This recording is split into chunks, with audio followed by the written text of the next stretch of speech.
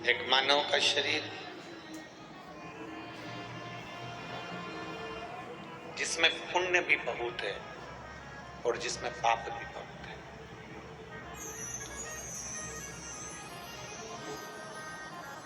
अब पसंद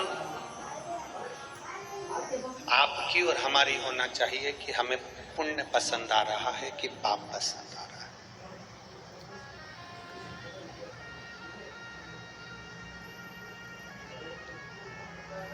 हम कितना पुण्य कर रहे हैं और हम कितना पाप कर रहे हैं।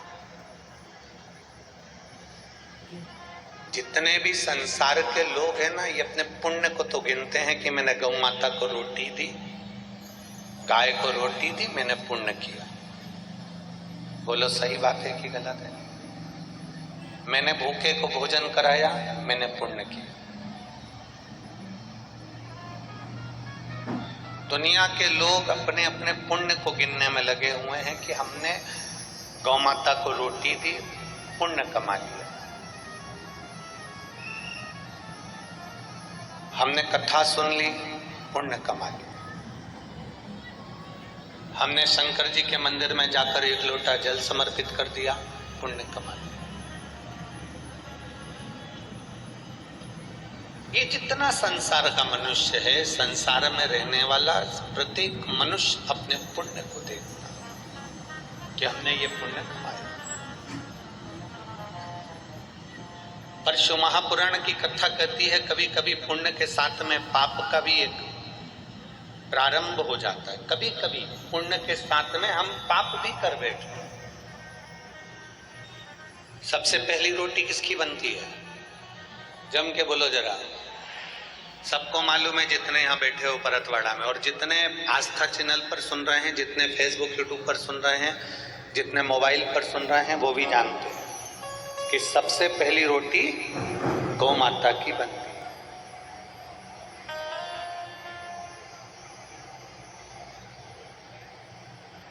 झूठ मत बोलना, थोड़ा सा सत्य बोलना। सबसे पहली रोटी गौ माता की बनती है, पर सबसे आखिरी में गौ माता के मुंह में जाती है।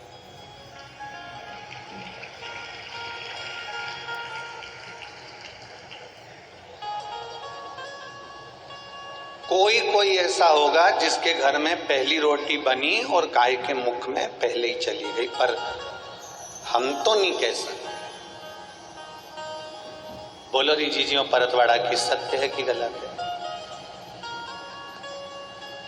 और मेरा विश्वास करता है एक भी जीजी मेरी झूठ बोलने वाली नहीं है, वो सत्य ही बोलेगी कि पहली रोटी गाय की बनती है, पर महाराज जी वो रोटी सबसे पहले गाय के मुख में नहीं जाती है, डब्बे पर रखी रहती है। फिर धीरे धीरे घर का पूरा फैलारा उठ जाता है, सब खाना खाकर चले जाते हैं, भोजन करके चले जाते हैं। तब दोपहर में या शाम के 3-4 बजे जब गाय आती है, तब वो रोटी उसके मुख में जाती है। बनी कब थी? सबसे पहले। गई कब? सबसे आखिरी। अब वो रोटी में चींटी हो गई, पानी पड़ गया, थोड़ी कल्ली ठट हो गई, थोड़ी सूख गई, उस पे जो सब्जी या शक्कर या गुड़ रखा था वो भी चींटियों ने घेर लिया। आखिरी में वो गौ माता के मुख में गई।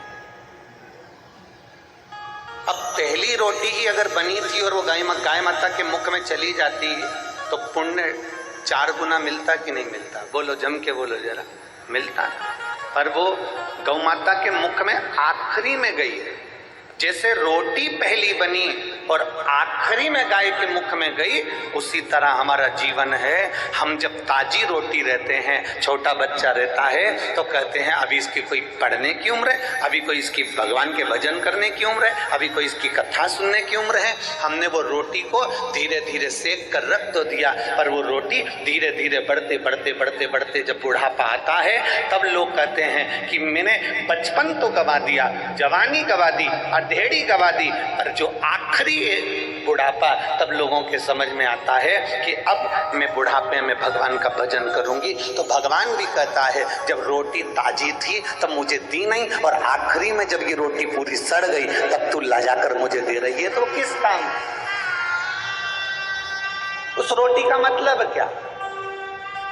और बचपन खेल में खोया, जवानी नींद भर सोया, और बुढ़ापा देख कर रोया, सिराने मौत हंसती है।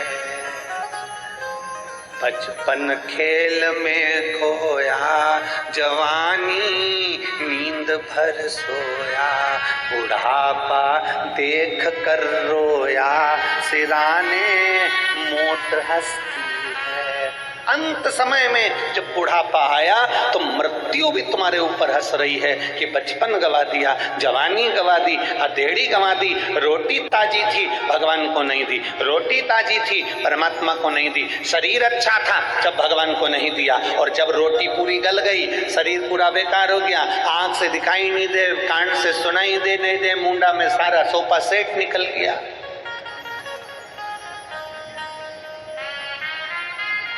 बत्तीस सोफा सेट थे, एक भी नहीं बचा, सारा निकल। किसी किसी ने तो नकली साजड़ का लगवा रखा है, किसी किसी का सोफा सेट तो फ्रीज में कटोरी में रखा रहता है। एक बार किसी का सोफा सेट, बच्चे लोग जो झोली लेकर आते हैं उसमें किसी का दान में आ गया था।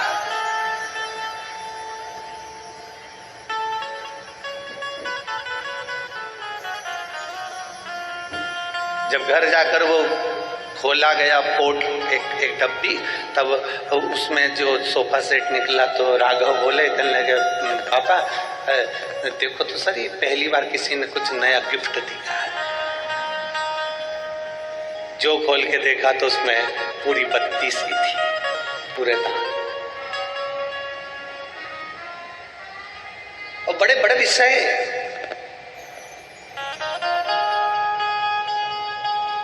चाबी की याद आती है ताला खोलते समय। बोलो बोलो जम के, सही बात है। चाबी की याद कब आती है? ताला खोलते समय। चश्मे की याद आती है अखबार किताब पढ़ते समय। दांत की याद आती है खाते समय, और भगवान की याद आती है मरते समय।